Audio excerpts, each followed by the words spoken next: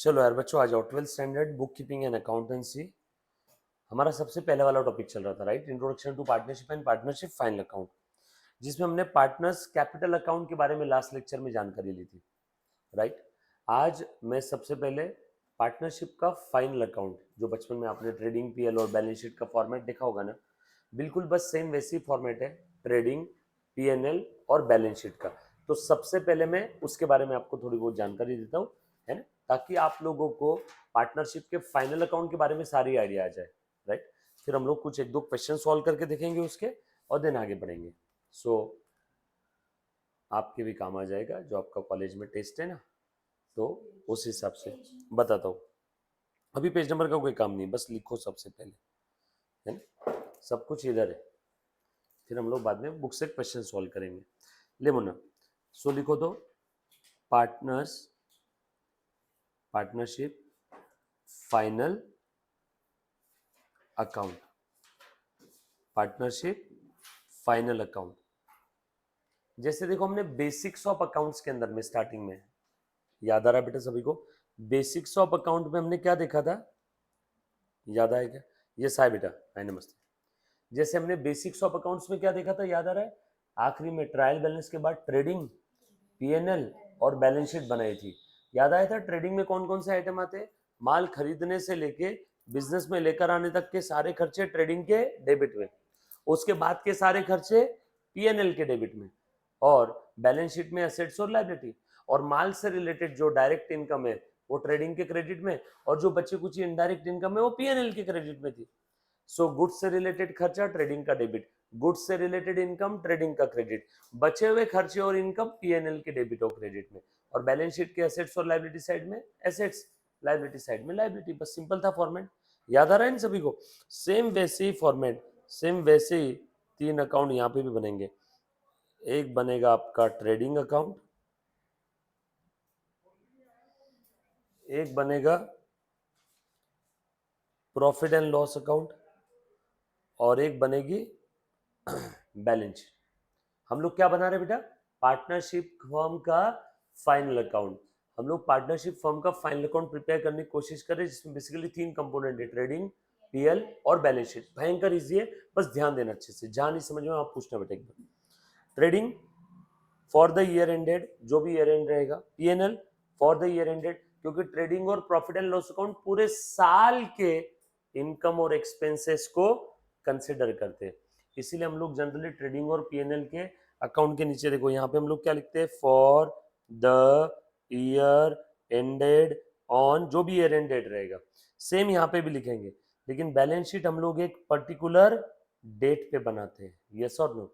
As on that date, मतलब उस date पे कितनी एसेट्स थी और उस डेट पे कितनी लाइबिलिटीज थी। साल भर बीएमडब्ल्यू कार थी, लेकिन बैलेंस शीट बनाने के जस्ट एक घंटे पहले कार बेच दिया, बोलो वो कार बैलेंस शीट के एसेट साइड में दिखेगी क्या? नो। कुछ बात समझ में आ रही है? जैसे मैंने साल में एक बार सैलरी पे किया, बट वो सैलरी फिर भी पीएनएल अकाउंट में आ जाएगा, भले साल के आखिरी दिन सैलरी पे करो नहीं करो। मतलब पीएनएल और ट्रेडिंग अकाउंट पूरे साल के इनकम और एक्सपेंसेस को कवर करते हैं, बट बैलेंस शीट एक पर्टिकुलर डेट की पोजीशन बताती है। So balance sheet is like a selfie, photo, snapshot, and trading PNL are like video film, पूरे साल को कवर करते हैं। भले ही जिस दिन ट्रेडिंग पीएनएल बना रहे उस दिन सैलरी पे किया नहीं पे किया, वेजेस पे किए नहीं किए, सेल हुआ नहीं हुआ, चलेगा। साल में कभी भी अगर ट्रेडिंग पीएनएल का एक कोई एक भी आइटम एक बार भी आया होगा तो ट्रेडिंग पीएनएल में दिखेगा। लेकिन इधर देखो, साल भर बीएमडब्ल्यू कार थी, लेकिन बैलेंस शीट बनाते वक्त कार नहीं थी, बेच दी थी, तो बोलो बैलेंस शीट में दिखेगी क्या? नो। सो बैलेंस शीट एक पर्टिकुलर मूवमेंट को कैप्चर करता है, लेकिन ट्रेडिंग पीएनएल पूरी वीडियो फिल्म बनाते हैं साल भर की, और उस साल भर के अंदर में कहीं पे भी ट्रेडिंग पीएनएल का कोई भी आइटम आया होगा ना, तो वो कवर हो जाएगा। इसीलिए trading PNL for the year होते हैं, और balance sheet as on that particular date होती है। ये बात समझ में है सभी को? अभी ध्यान देना, बाकी सारी चीजें सेम है जो हमने बेसिक में देखा था। जैसे माल खरीदा, माल को लेकर के आया, ट्रांसपोर्ट चार्जेस, ऑक्ट्राय दिया, फ्रेट दिया, और कोई डायरेक्ट एक्सपेंसेस दिए, वो सब ट्रेडिंग के डेबिट में आएंगे। ये आपके बेसिक्स में लिखा हुआ है, आपको वापस लिखने की जरूरत नहीं है। हमने बनाया था ना फाइनल अकाउंट, यस और नो? बेसिक्स ऑफ अकाउंट्स के समय क्लियर है। और उसके बाद यहाँ पे माल से रिलेटेड इनकम सेल्स, और हमने ये भी देखा था कि क्लोजिंग स्टॉक यहाँ पे क्यों आता है और ओपनिंग स्टॉक क्यों आता है, because of revenue matching concept. याद आए सभी को। और उसके बाद बचे कुछ सारे खर्चे like salary, printing, stationery, interest, commission, discount, है ना, इलेक्ट्रिसिटी, टेलीफोन बिल, है ना, और यहाँ पे इनकम, इंटरेस्ट मिल रहा है, कमीशन मिल रहा है, डिस्काउंट मिल रहा है, ये बच्ची कुछ सारी इनकम जो ट्रेडिंग के डेबिट और क्रेडिट में नहीं आते, वो सारे आइटम पीएनएल के डेबिट क्रेडिट में आ जाएंगे। माल से रिलेटेड खर्चा और इनकम कहाँ पे आएगा, ट्रेडिंग में, बरोबर है। मैं आपको सवाल पूछता हूँ, मुझे बताओ कौन सा आइटम कहाँ पे जाएगा, ठीक है, वन बाय वन सभी ने बताने में। हाँ चलो मुझे बताओ, तू बता बेटा, वेजेस कहाँ पे आएगा, ट्रेडिंग के डेबिट में, बरोबर है। तू बता, टेलीफोन चार्जेस कहाँ पे आएंगे,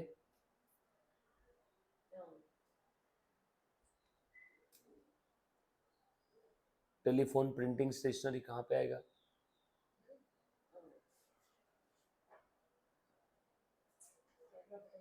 प्रॉफिट एंड लॉस अकाउंट पे। तू बता बेटा, सेल कहाँ पे आएगा, सेल, माल बेचा, माल से रिलेटेड खर्चा, ट्रेडिंग का डेबिट, माल से रिलेटेड इनकम, ट्रेडिंग के क्रेडिट में, बरोबर है क्या, यस और नो। हाँ, क्लोजिंग स्टॉक कहाँ पे आएगा, ट्रेडिंग के क्रेडिट में, बरोबर है ना। याद आ रहा है क्या। देखो एक बार ध्यान देना सब लोग, पुनः प्लीज ध्यान देना। हमारा जो बेसिक्स ऑफ अकाउंट्स था, जिसके अंदर में मैंने आपसे कुछ अकाउंट्स बनवा के लिए थे, फाइनल अकाउंट बनवा के लिया था, याद आ रहा है क्या सभी से, सभी को याद है बेटा। बेसिक्स ऑफ अकाउंट्स में हमने फाइनल अकाउंट बनाया था, ट्रेडिंग, पीएनएल और बैलेंस शीट, तीनों भी चीजें बनाई थी ना। याद आया क्या, ट्रेडिंग, पीएनएल और बैलेंस शीट। देखो ध्यान देना बेटा सब लोग, यमुना इधर ध्यान दे। जैसे मैं अगर बात करूं ट्रेडिंग अकाउंट की, तो एक बार देख लो, साल के आखिरी में बनाता हूं, नॉमिनल अकाउंट है, डेबिट में सारे माल से रिलेटेड खर्चे। तुम बताओ, माल खरीदा तो क्या किया होगा मैंने, परचेस। माल खरीदने के बाद उसको ट्रक में लोड करने के लिए मैंने लेबर लोगों को क्या दिया होगा, वेजेस और लेबर चार्जेस, यस और नो। ट्रक खुद का होगा तो क्या लगेगा, फ्यूल पावर। ट्रक रेंट से लिया होगा तो क्या लगेगा, कैरेज और ट्रांसपोर्ट चार्जेस। याद आए क्या। माल खरीदने से लेके धंधे में लेकर आने तक का खर्चा, वो सब कहाँ पे आएगा, ट्रेडिंग के डेबिट में। जैसे मेरी किराना दुकान है, मैंने माल खरीदा, गेहूं, चावल, शक्कर, ऑयल, है ना, 4 पोते शक्कर खरीद ली, गेहूं खरीद लिया, चावल खरीद लिया, शैम्पू, सोप, सब कॉस्मेटिक सब खरीद लिया, वो मैं बेचने वाला हूँ ना। माल खरीद लिया, परचेस, ट्रेडिंग के डेबिट में। माल को ट्रक में लोड करने के लिए वेजेस और लेबर चार्जेस दिए, ट्रेडिंग के डेबिट में। ट्रक मेरा होगा तो फ्यूल, हाँ ओपनिंग स्टॉक भी आएगा, लास्ट में बताता हूँ। कैरेज भी इसी में आ जाएगा। वो ट्रक सिटी लिमिट के बाहर आ गया तो क्या देना पड़ेगा, लोकल टैक्सेस, ऑक्ट्राई। वो माल लाने के लिए अगर रॉयल्टी कहीं देनी पड़ी, मैंने आपको सीमेंट, ईटा, मिट्टी का एग्जाम्पल दिया था, याद आ रहा है क्या सभी को। सीमेंट, ईटा, मिट्टी का एग्जाम्पल दिया था ना। जैसे मिट्टी अगर नदी किनारे से लाना है तो आपको कॉन्ट्रैक्टर को कभी कभी क्या देना पड़ता है, रॉयल्टी, बरोबर है। तो वो भी कहाँ पे आएगा, ट्रेडिंग के डेबिट में, बरोबर है। तो ये सारे खर्चे, माल खरीदने से लेके तो बिजनेस में लेकर आने तक का सारा खर्चा ट्रेडिंग के डेबिट में। उसके बाद माल से रिलेटेड इनकम, जिसको आप लोग प्यार से क्या बोलते हो, सेल्स, ट्रेडिंग के क्रेडिट में। अगर क्लोजिंग स्टॉक कुछ बच गया है, मान लो माल खरीदा 10 क्वांटिटी, माल बेचा 7 क्वांटिटी, इनकम कितने क्वांटिटी का है, 7। तो तू बता बेटा, खर्चा भी कितने क्वांटिटी का होना चाहिए था, 7। खर्चा कितने क्वांटिटी का दिख रहा है, 10। 3 को कम करना है, यही तो 3 आपका क्या है, क्लोजिंग स्टॉक। और ये क्लोजिंग स्टॉक कब सेल होगा, शायद अगले पीरियड में। तो इससे रिलेटेड खर्चा कब आएगा, अगले पीरियड के ट्रेडिंग में दिखेगा है, यस और नो। तो वैसे पिछले पीरियड का ओपनिंग स्टॉक भी तो यहाँ दिखेगा कि नहीं। तो ये आपका ट्रेडिंग का फुल फेज फॉर्मेट है, बरोबर है। और क्रेडिट साइड की टोटल अगर ज्यादा है, डेबिट साइड की कम है, तो इधर बैलेंस आएगा, इसको बोलेंगे ग्रॉस प्रॉफिट। और खर्चे वाले साइड की टोटल ज्यादा है तो इधर बैलेंस आएगा, इसको बोलेंगे ग्रॉस लॉस। ये पढ़ा था क्या हमने, ये बेसिक्स ऑफ अकाउंट्स में बनाया था हमने फॉर्मेट, यस और नो। कुछ याद आ रहा है ना, पक्का। और मुझे एक बात बताओ, बचे कुछ सारे खर्चे कहाँ पे आएंगे मुन्ना, बता दो। प्रॉफिट एंड लॉस अकाउंट के डेबिट साइड। जैसे सैलरी दे रहा हूँ, रेंट दे रहा हूँ, इंश्योरेंस प्रीमियम चार्जेस दे रहा हूँ, है ना, टेलीफोन चार्जेस दे रहा हूँ, इलेक्ट्रिसिटी चार्जेस दे रहा हूँ, डिस्काउंट दे रहा हूँ, कमीशन दे रहा हूँ। ये सारे खर्चे बिजनेस को ऑपरेट करने के खर्चे ये इनडायरेक्ट एक्सपेंसेस है, और जो ट्रेडिंग के डेबिट में रहते हैं वो सारे डायरेक्ट एक्सपेंस है। Direct expense related to goods, direct expenses related to goods, बरोबर है। यहाँ पे direct income related to goods, यहाँ पे इनडायरेक्ट इनकम इस साइड में, और पी एंड एल के डेबिट साइड में क्या आ जाएगा बेटा, इनडायरेक्ट एक्सपेंसेस।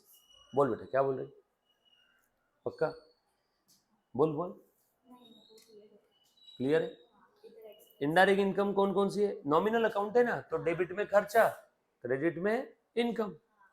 चलो इनडायरेक्ट इनकम, इंटरेस्ट मिल रहा है, कमीशन मिल रहा है, डिस्काउंट मिल रहा है, रेंट मिल रहा है, बरोबर है क्या, ये सारी आपकी इनडायरेक्ट इनकम है, यस और नो। अब ग्रॉस प्रॉफिट अगर होगा तो कहाँ ट्रांसफर होगा, इनकम साइड में। ग्रॉस लॉस होगा तो कहाँ ट्रांसफर होगा, खर्चे साइड में। और ये ट्रेडिंग अकाउंट क्लोज हो गया। ट्रेडिंग का जो भी बैलेंसिंग फिगर है वो कहाँ ट्रांसफर होगा, पीएनएल में। और पीएनएल का क्रेडिट साइड का टोटल ज्यादा है तो इधर क्या आएगा, नेट प्रॉफिट। इनकम साइड का टोटल ज्यादा है तो क्या आएगा, नेट प्रॉफिट। और खर्चे वाले साइड का टोटल ज्यादा है तो बैलेंसिंग फिगर इधर आएगा, जिसको आप लोग क्या बोलते हो, नेट लॉस। ये कुछ याद आ रहा है, सेम पढ़ा था ना हमने बेसिक्स ऑफ अकाउंट्स में, फाइनल अकाउंट। और बैलेंस शीट के लायबिलिटी में सारी लायबिलिटी और एसेट्स में एसेट्स। ये बात समझ में आई सभी को, पक्का। अभी ध्यान से देखना बेटा, मैं और एडजस्टमेंट्स के बारे में मैंने आपको क्या बताया था, एडजस्टमेंट्स ये अनरिकॉर्डेड ट्रांजेक्शन्स है। एडजस्टमेंट्स ये क्या है बेटा, अनरिकॉर्डेड ट्रांजेक्शन्स, जो ट्रायल बैलेंस बनाने के बाद हमें समझ में आई। ट्रायल बैलेंस बना लिया और ट्रायल बैलेंस बनाने के बाद समझ में आया कि कुछ चीजें रिकॉर्ड करना ही भूल गए, तो वो सारे आइटम्स को हम लोग एडजस्टमेंट बोल के रिकॉर्ड करते हैं। अब वापस पीछे तो नहीं जा सकते ना, ये जैसे देखो ये है बिजनेस, बिजनेस में क्या होते हैं, फिनेंशियल ट्रांजैक्शंस। इन ट्रांजैक्शंस को हम लोग क्या करते हैं, रिकॉर्ड। रिकॉर्डिंग के बाद पोस्टिंग, पोस्टिंग के बाद बैलेंसिंग के बाद ट्रायल बैलेंस, और ट्रायल बैलेंस के बाद समझ में आ रहा है यार ये कुछ ट्रांजैक्शंस तो रिकॉर्ड करने ही भूल गए, तो इस एडिशनल इंफॉर्मेशन को आप लोग क्या कहते हो, एडजस्टमेंट्स। अब ये एडजस्टमेंट्स टाइम मशीन में बैठ के पीछे जाके तो मैं वापस रिकॉर्ड नहीं कर सकता हूँ, तो मुझे कहाँ रिकॉर्ड करना है, आगे। और ट्रायल बैलेंस के आगे क्या है बच्चों, फाइनल अकाउंट, बरोबर है। एक बच्चे ने सवाल पूछा, sir custom duty and clearing charges, ये भी ट्रेडिंग के डेबिट में। अगेन वही सेंटेंस, माल को बिजनेस में लाने तक का खर्चा। मैंने माल आउट ऑफ इंडिया से खरीदा तो मुझे उसको यहाँ मेरे बिजनेस प्रीमाइसेस में लेकर के आने के लिए कौन सा खर्चा देना पड़ेगा, कस्टम ड्यूटी। तो माल को बिजनेस प्रीमाइसेस में लेकर आने तक के सारे खर्चे ट्रेडिंग के डेबिट में, फिर वो कस्टम हो, ड्यूटी, एक्साइज, टैक्सेस, कुछ भी हो, कोई फर्क नहीं पड़ता। सेंटेंस अपना अभी भी मजबूत तरीके से वहीं खड़ा है। माल खरीदने से लेके बिजनेस में लेकर आने तक का सारा खर्चा ट्रेडिंग के डेबिट में। ये बात समझ में है सभी को, पक्की बात। चलो आगे। अब ध्यान से देखना, मैं पीछे तो जा नहीं सकता हूं, तो मुझे इन सब का इफेक्ट कहाँ देना होगा, फाइनल अकाउंट में। फाइनल अकाउंट में क्या है, ट्रेडिंग, पीएल और बैलेंस शीट। ट्रेडिंग का बैलेंसिंग फिगर ट्रांसफर होगा पीएनएल में, पीएनएल का बैलेंसिंग फिगर बैलेंस शीट में, और बैलेंस शीट टैली हो जाएगी, यस और नो। ये बात समझ में है सभी को। तो अब ये जो एडजस्टमेंट है ये अनरिकॉर्डेड ट्रांजैक्शन है, मुझे अब इनकी अकाउंटिंग करनी होगी क्या, अब पीछे तो जा नहीं सकता हूँ, आगे ही इफेक्ट देना है, यस और नो। क्योंकि पीछे गया तो सब चेंज हो जाएगा ना, ये भी सब चेंज हो जाएगा, और आगे इफेक्ट देना है। और अनरिकॉर्डेड ट्रांजेक्शन्स के इफेक्ट कितने जाते हैं, डबल एंट्री सिस्टम के हिसाब से 2 इफेक्ट, इसीलिए एडजस्टमेंट के 2 इफेक्ट जाते हैं फाइनल अकाउंट में।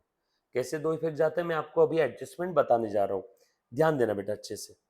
ये देखो ट्रेडिंग अकाउंट का फॉर्मेट आप लोगों के टेक्स्ट बुक के अंदर में दिया हुआ है, इसका पेज नंबर है 16, दिख रहा है कि सभी को, दिख रहा है, पेज नंबर 16 पे है, दिख रहा है ना, ओके। ये देखो ध्यान से देखना बेटा, सो trading account for the year end date, जो भी ईयर एंड डेट रहेगा। देखो तो जरा पहले कौन सा आइटम दिख रहा है, ओपनिंग स्टॉक, बरोबर है, माल खरीदा। अब माल खरीदने के बाद इन्होंने देखो लेस क्या किया, रिटर्न आउटवर्ड। सर ये लेस क्यों किया, अरे बाबा मैंने माल खरीदा 50 क्वांटिटी, उसमें 2 खराब थे, तो वापस करूंगा कि मेरे पास ही रखूंगा, वापस करूंगा। ये वापस करने को कहते हैं रिटर्न आउटवर्ड। रिटर्न आउटवर्ड का ही एक और दूसरा नाम है परचेज रिटर्न।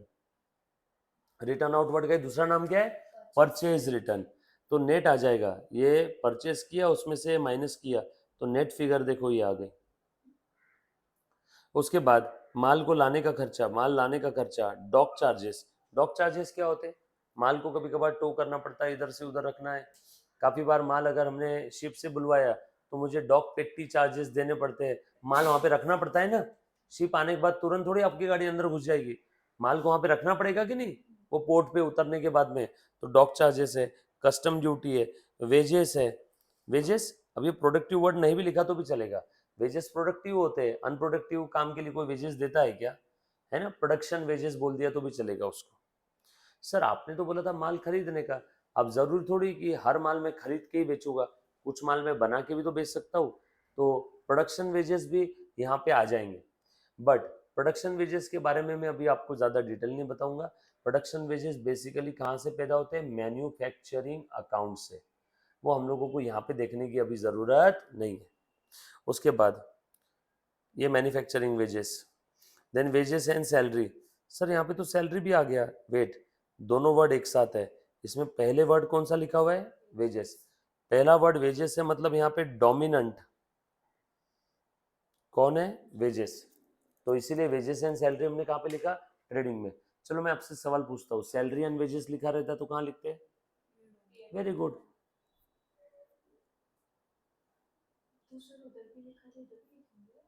नहीं नहीं, सैलरी एंड वेजेस अगर है तो दिख रहा है क्या? यहाँ पे डोमिनेंट क्या है?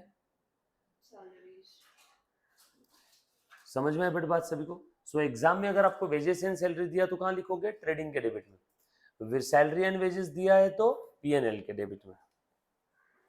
उसके बाद इंपोर्ट ड्यूटी, माल लाने का खर्चा, माल बाहर से बुलवाया आउट ऑफ इंडिया से तो इंपोर्ट ड्यूटी देना पड़ेगा। Then coal, coke and gas, motive power, oil, water, grease, ये सब डायरेक्ट एक्सपेंस है। माल को तैयार करने के लिए भी खर्चा लगता है ना, तो माल अगर मशीन में तैयार हो रहा है तो मशीन कैसे चलती है? कोल पे, या फिर ग्रीस, मशीन के स्मूथ ऑपरेशन के लिए उसमें क्या डालना पड़ता है? ग्रीस या ऑयल डालना पड़ता है, तो वो भी खर्चा आपका डायरेक्ट एक्सपेंसेस है। उसके बाद रॉयल्टी ऑन द परचेस और प्रोडक्शन, आपने माल कहीं से खरीदा तो कभी कभी रॉयल्टी देना पड़ता है, कभी कभी प्रोडक्शन पे भी रॉयल्टी देना पड़ता है। प्रोडक्शन पे जो रॉयल्टी देते हैं उसको एक्साइज ड्यूटी कहते हैं। या कभी कभी आप प्रोडक्शन करते हो तो उसके ऊपर रॉयल्टी कैसे देते हैं, ध्यान से सुनना।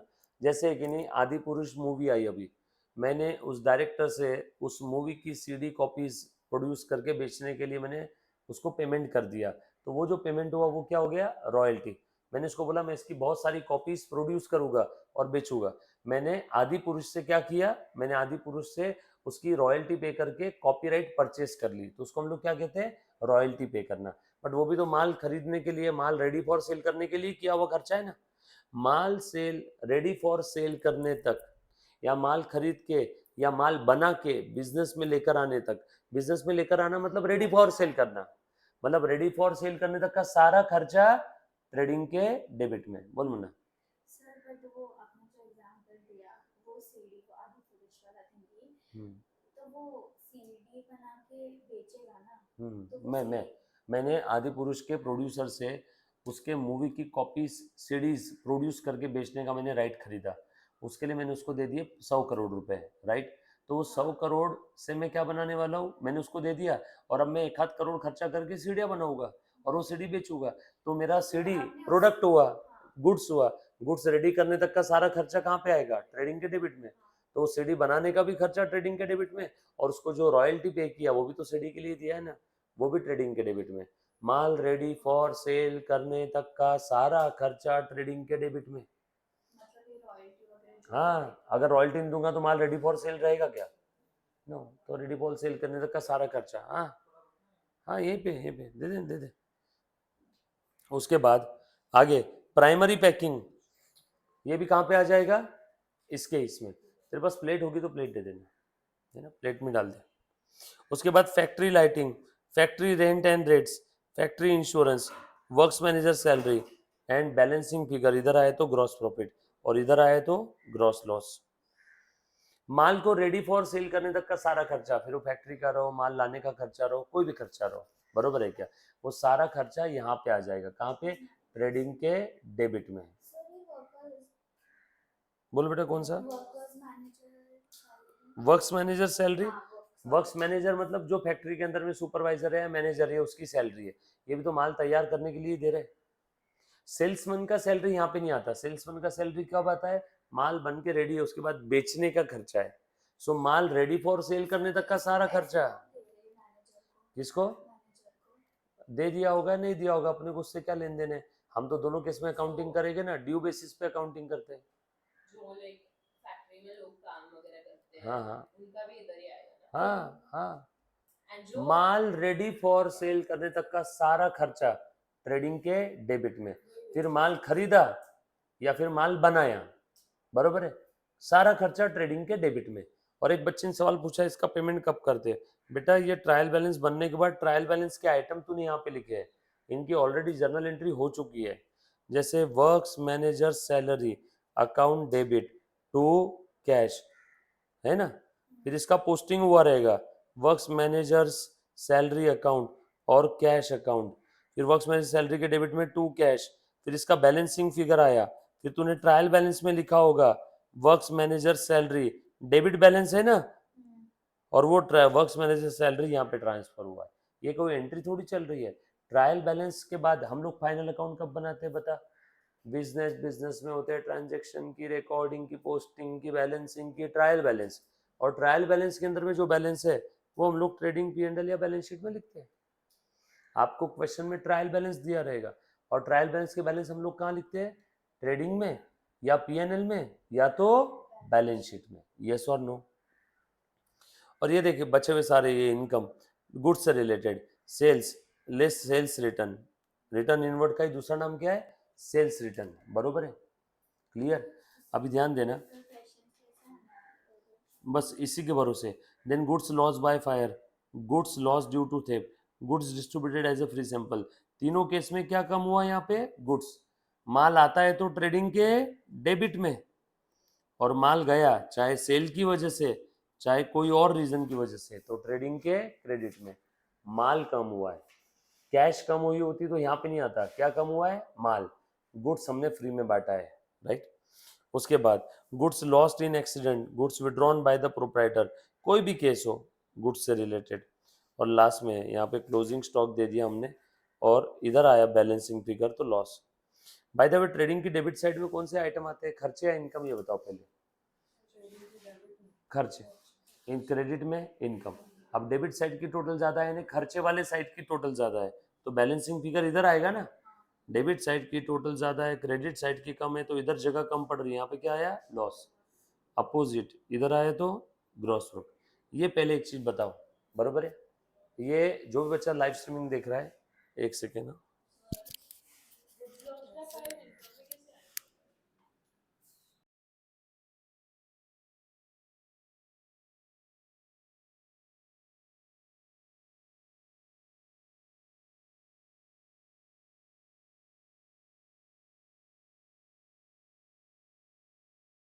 सवाल है बेटा, प्लीज ध्यान दो। एक बच्चे ने सवाल पूछा कि sir goods loss by fire या गुड्स लॉस बाय थेफ्ट या फ्री सैंपल बोल के बांटा, या गुड्स लॉस्ट इन एक्सीडेंट या गुड्स विड्रॉन बाय ओनर, ये सारे केसेस में ये तो आपके एक टाइप से एक्सपेंस और लॉसेस हो गए ना। तो ये लॉसेस ट्रेडिंग के क्रेडिट में कैसे आए? ट्रेडिंग तो नॉमिनल अकाउंट है, डेबिट में खर्च है और क्रेडिट में इनकम आनी चाहिए, तो क्रेडिट में लॉस कैसे आ गया? तो ध्यान से देखना बेटा, ये एक चीज, ये जैसे मैंने माल परचेस किया, ध्यान देना, ट्रेडिंग अकाउंट के डेबिट में ये मैंने लिख दिया टू परचेस, 10 क्वांटिटी में परचेस किया आपको समझाने के लिए। और मान ले इसमें से 10 में से एक आइटम जल गया या लॉस हो गया या चोरी हो गई या क्या कहते हैं उसको फ्री में बांट दिया, एनी रीजन, तो ये सब क्या हो गया हमारे लिए? एक्सपेंस या लॉस हो गया। फ्री में बांटा तो advertisement expense, free sample, otherwise loss हो गया। तो ये जो लॉस है, एडवर्टीजमेंट फ्री में बांटा ये लॉस, या फिर एडवर्टीजमेंट ये एक्सपेंस कहाँ आना चाहिए तू बता? काय को? एडवर्टीजमेंट कब से ट्रेडिंग में आने लगा, है ना। ये फ्री सैंपल जो बांटा, फ्री सैंपल और एडवर्टीजमेंट, ये कहाँ आना चाहिए तू बता, पीएनएल के डेबिट में। कितना यूनिट बांटा मैंने, 1, तो वो 1 यूनिट यहाँ लिखना चाहिए ना मैंने। सब लोग ध्यान देना, बहुत गहरा है, हाँ प्लीज ध्यान देना। वो 1 यूनिट कहाँ पे लिखना चाहिए, मैंने फ्री में बांटा है ना, तो वो 1 यूनिट कहाँ आना चाहिए, पीएनएल के डेबिट में। बट हाल फिलहाल में वो 1 यूनिट कहाँ दिख रहा है, ट्रेडिंग के डेबिट में।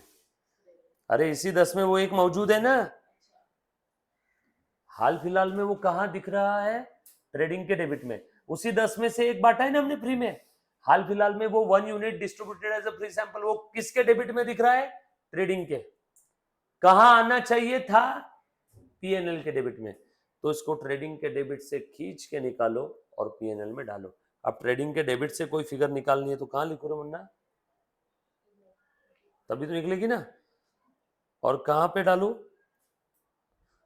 समझ में आया क्या, ये डबल एंट्री सिस्टम के हिसाब से 2 इफेक्ट, समझा अभी। एक बार फिर से, goods loss due to fire, ये आपने पहले भी बोला था। थैंक यू, याद आया तेरे को। Goods loss due to fire, माल जल गया, कितना माल जला, 1 क्वांटिटी। वो 1 क्वांटिटी हाल फिलहाल में कहाँ दिख रहा है, वो 1 क्वांटिटी हाल फिलहाल में कहाँ दिख रहा है, ट्रेडिंग के डेबिट में। वो कहाँ पे आना चाहिए था, पीएनएल के डेबिट में, यस और नो। हाल फिलहाल में कहाँ दिख रहा है, ट्रेडिंग के डेबिट में, उसको पीएनएल के डेबिट में लाना चाहिए था। तो यहाँ पे goods loss by fire, Rohit रुक जाना। तो देखो यहाँ से ट्रेडिंग से डेबिट से निकाला और पीएनएल के डेबिट में ट्रांसफर किया, डन, क्लियर है। एक काम करो, जो बच्चे लाइव स्ट्रीमिंग देख रहे हैं ना गाइस, आप लोग एक 5 मिनट का ब्रेक ले लो, राइट, 5 मिनट का।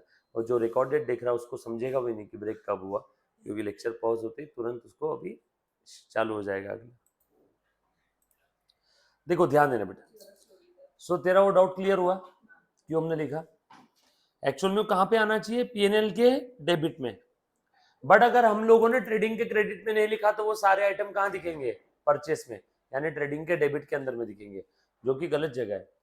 इसीलिए वहां से निकालना होगा और पीएनएल में डालना होगा। आ जाओ, सर को तीखा लगा। दूसरा कौन सा अकाउंट है, खानी चाहिए। पानी पी लो। नहीं बस लिया मैंने पानी। आ जाओ, so profit and loss account की मैं बात कर रहा हूं मुन्ना। अब इसमें all indirect expenses and right side में इनडायरेक्ट इनकम। बच्चे कुछ सारे खर्चे जो ट्रेडिंग के डेबिट में नहीं आएंगे ना, वो सब कहां पे आएंगे, पीएनएल के डेबिट में। और बच्चे कुछ सारी इनकम जो ट्रेडिंग के क्रेडिट में नहीं आएगी, वो सब पीएनएल के क्रेडिट में। ट्रेडिंग के क्रेडिट में कौन सी इनकम आ रही है, आपकी सेल। और बची हुई सारी इनकम, लाइक कमीशन मिल रहा है, डिस्काउंट मिल रहा है, इंटरेस्ट मिल रहा है, डिविडेंड मिल रहा है, रेंट मिल रहा है, अदर कोई मिसलेनियस रिसीट होगी, miscellaneous other receipt. For example मैं मेरे यहाँ पे शॉप पे बैठा हूँ, कोई आया मेरे पास, बोला इधर किधर किराए से रूम है क्या, बोला हाँ मैं बताऊंगा लेकिन मुझे 100 रुपये देना होगा, तो उससे मैंने 100 रुपये ले लिए, तो वो मेरी क्या हो गई, अदर रिसीट, मिसलेनियस रिसीट। या कोई असेट बेचा, उसके ऊपर फायदा हो गया, जैसे मान लो कोई तो एक असेट है मेरे बैलेंस शीट के असेट साइड में, इन्वेस्टमेंट मैंने खरीदा था 100 रुपए की, सेल कितने में किया, आपको समझाने के लिए 120 में, बोलो कितने का फायदा हो गया, प्रॉफिट ऑन सेल 20। और ये प्रॉफिट ऑन सेल कहा जाएगा, यस और नो, कुछ बात समझ में आई सभी को, पक्की बात। ये profit on sale of investment, ये मेरा मेन इनकम थोड़ी है, तो अदर इनकम है। सारी अदर इनकम कहाँ पे आती है, पीएनएल के क्रेडिट में, बरोबर है। एक बार मैं फिर से बताता हूँ, वापस सुनना, देखो बेटा ध्यान देना। जैसे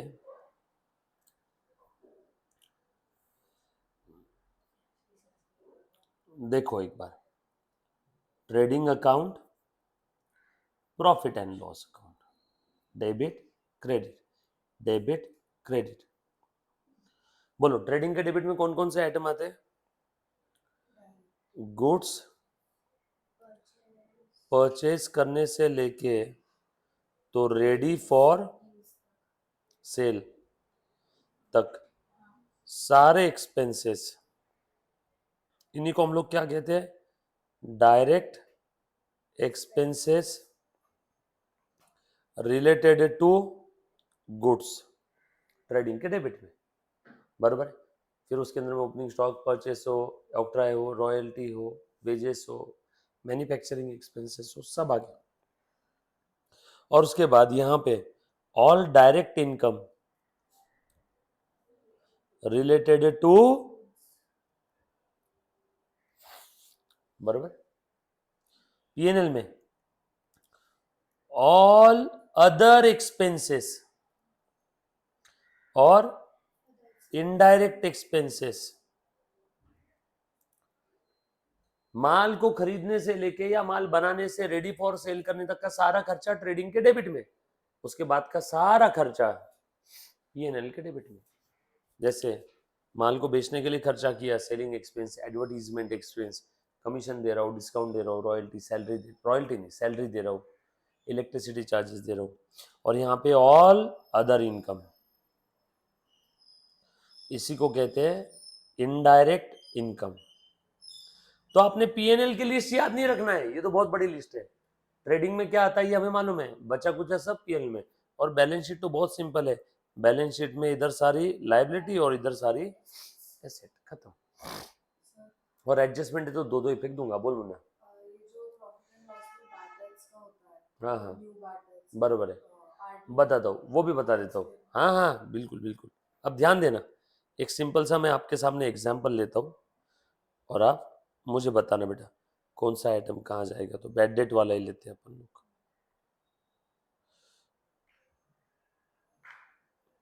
ये लो, आपके एग्जाम में आने वाला एग्जाम्पल है, ठीक है, सब लोग साथ में लेना। चलो देखो तो एक बार मेरे साथ साथ बना लो सब लोग, चल फुल स्पीड में। देखो करना क्या है, ये आपका टेक्स्ट बुक का सबसे पहला वाला क्वेश्चन है, दया एंड क्षमा वाला। देखो क्या बोला यहाँ पे, Daya and Kshama are partners sharing profits and losses in the ratio 1:1। क्या मतलब है इसका, एक बार देख लो करना क्या है। ये दोनों पार्टनर्स है, इनका प्रॉफिट शेयरिंग रेशियो कितना है, 1:1। यानी प्रॉफिट 10 रुपये हुआ तो दोनों 5-5 रखेंगे, 4 रुपये हुआ तो 2-2, 1 रुपया हुआ तो 50-50 पैसा, यस और no. Equal profit sharing ratio है। From the following trial balance, मुन्ना ध्यान देना, एंड एडिशनल इंफॉर्मेशन, क्या प्रिपेयर करने बोला बताओ।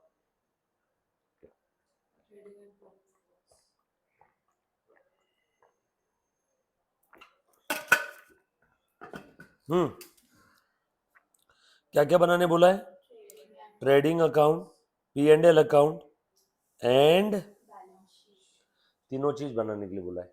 कौन से साल के लिए, for the year ended 31 March 19। Year and 31 मार्च 19 है तो ईयर स्टार्ट क्या रहेगा, 1 अप्रैल 18, बरोबर ना। ईयर एंड 31 मार्च 19 है तो 12 महीने पीछे जाओ तो ईयर स्टार्ट क्या रहेगा, 1 अप्रैल 18, बरोबर है। अब आपको देखो 1 अप्रैल 18 का ये ईयर स्टार्ट का स्टॉक दिया है, मतलब ये साल के शुरुआती का स्टॉक है, मतलब ये कौन सा स्टॉक है, ओपनिंग, बरोबर ना। साल के पहले दिन का स्टॉक यानी ओपनिंग स्टॉक। बोलो ये ओपनिंग स्टॉक कहाँ जाएगा, ट्रेडिंग के डेबिट में। बिल रिसीवेबल क्या चीज है, बिल रिसीवेबल क्या है, asset, drawing, debtors, expense, losses, liability, capital, creditor, income, gain.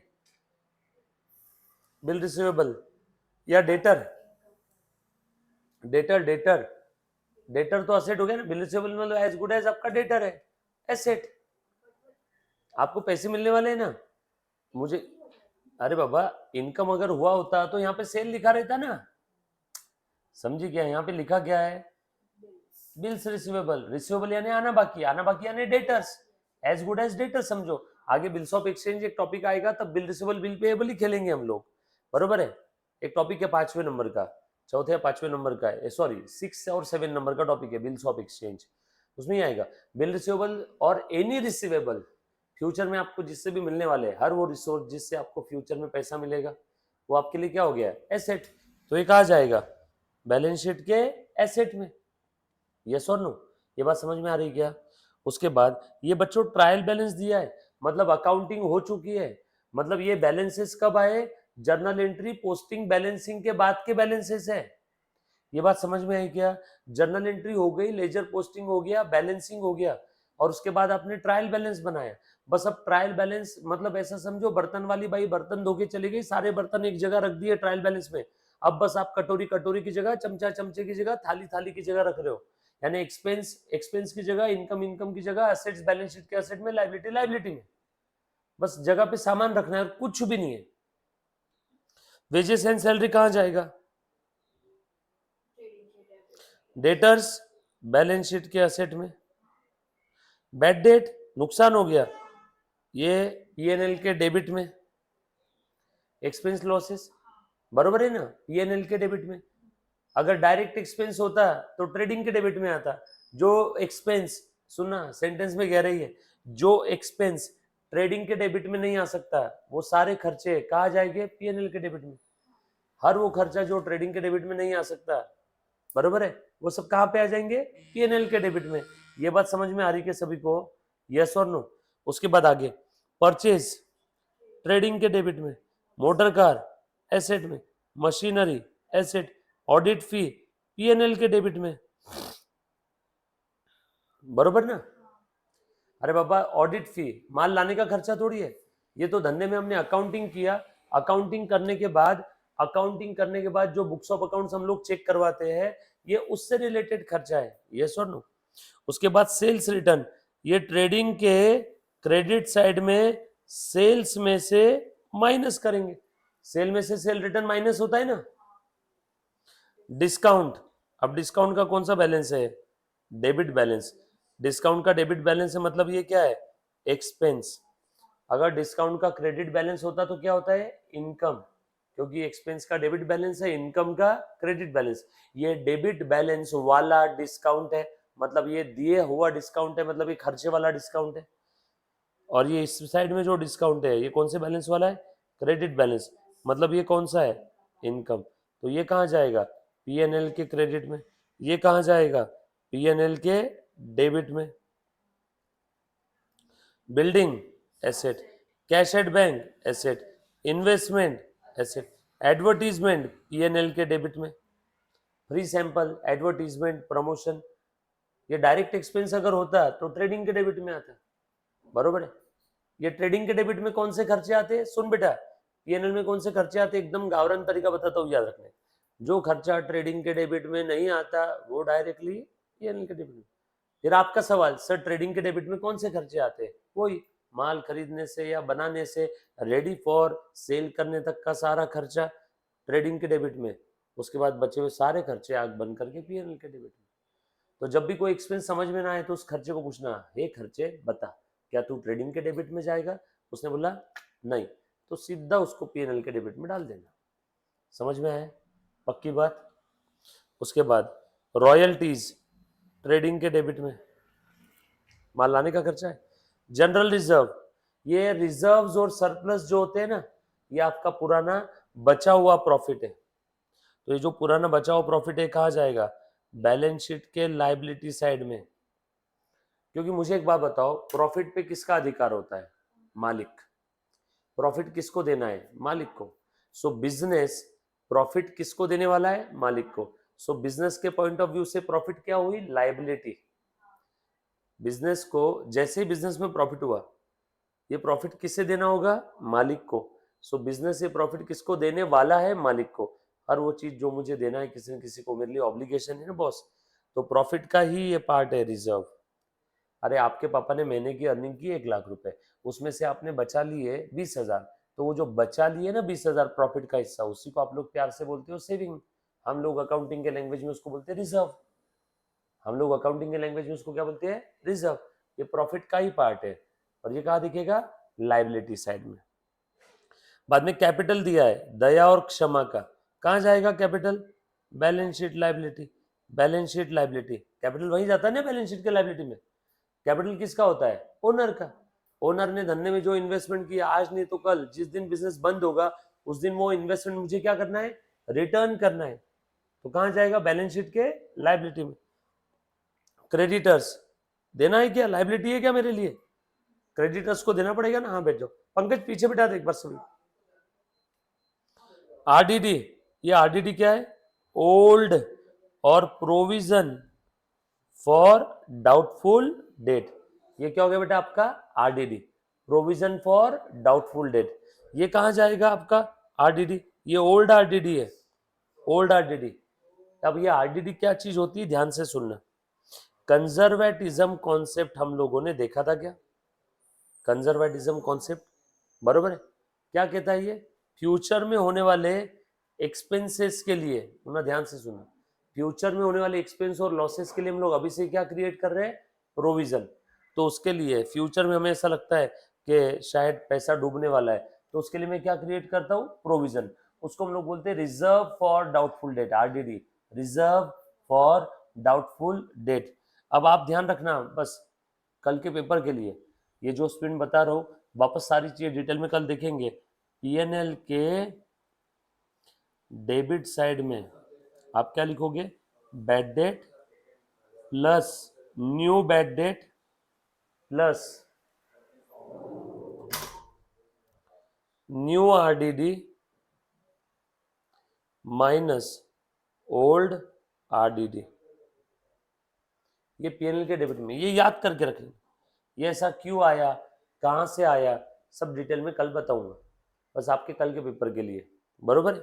अभी ध्यान देना बेटा, ये है आप लोगों की बैलेंस शीट, ये आरडीडी वाला एडजस्टमेंट एक बार देख ले।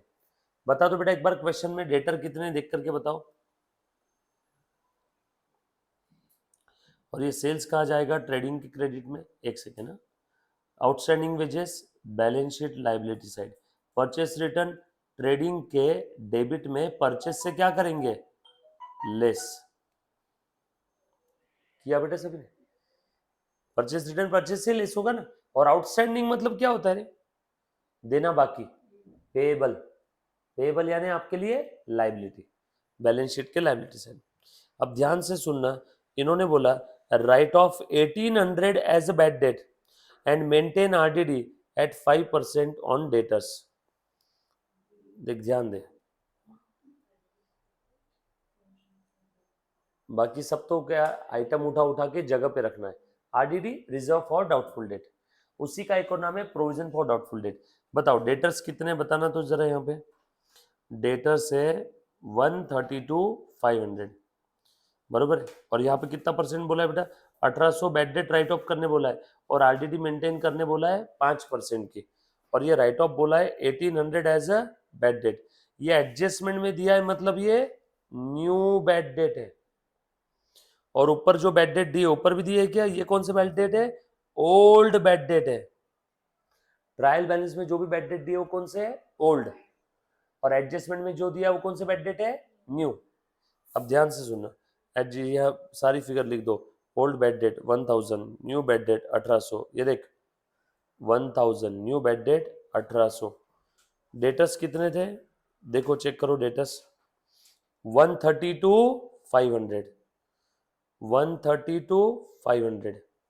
अब ये जो नया बैड डेट है ना एडजस्टमेंट में, इसका पहला इफेक्ट यहाँ पे, और माइनस ये न्यू बैड डेट दूसरा इफेक्ट यहाँ पे, 1800 माइनस कर देना, डबल एंट्री। हाँ बोल बेटा, यहाँ पे ट्रेडिंग पीएनएल अकाउंट एक ही इसमें बना है, तो हम हाँ चलेगा ना, अलग अलग बनाओ, चलेगा चलेगा, उन्होंने ऊपर नीचे चिपका दिया एक साथ। ट्रेडिंग अकाउंट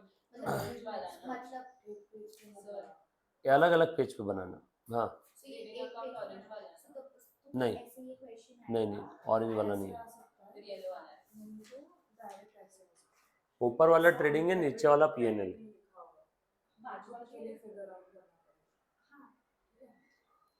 डन,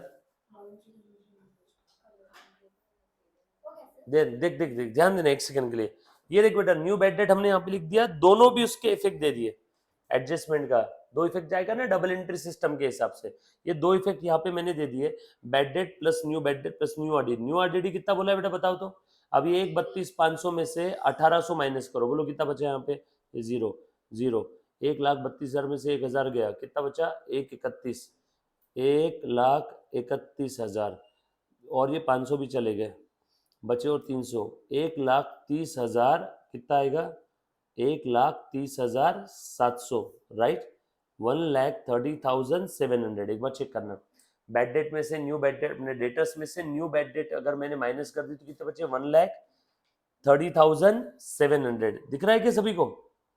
बराबर ना, एक 32,500 में से एक गया, एक 31,500, उसके बाद बचा कितना और 500 चला गया, एक 31 और 300 चला गया, एक 30,700। और इसके ऊपर आरडीडी कितनी है सानी का, बता तो जरा, 5%। अब ये 1,30,700 का 5% क्या है, आरडीडी। ये आरडीडी 5% निकालने के बाद जो बचा हुआ बैलेंस है ना, ये जाएगा आउटर कॉलम में। और ये जो आरडीडी है, ये आरडीडी आएगी यहाँ पे दूसरा इफेक्ट, ये आरडीडी का पहला इफेक्ट और ये दूसरा इफेक्ट। बैड डेट के लिए ये जो है ना, ये ऐसा समझ कि 1 घंटे की चीज हमने कितने सेकंड में देखी, 10 सेकंड। अब समझा मैं क्यों जनरली मैं बोलता हूँ कि कॉलेज के टेस्ट और अपने क्लास को मर्ज और मिक्सचर नहीं करना बिल्कुल। ये है बैड डेट के एडजस्टमेंट। डिटेल में हम लोग कब देखेंगे इसको, टुमारो। आप लोग क्या करना टेस्ट के लिए, ध्यान से सुनना। ये जो आइटम बताए, हर एक आइटम के ऊपर आपको स्टेप मार्किंग मिलने वाला है, बस ये आइटम जगह पे लिख देना, बरोबर है। बैलेंस शीट की टोटल आखिरी में नहीं किया तो भी चलेगा, स्टेप मार्किंग आपको मिलने वाले। मैं तो उतना नहीं मार सकती। हाँ तो बस ये कहाँ जाकर उसका रास्ता लाना है। सर हाँ फर्स्ट चैप्टर में से मैं मार्क्स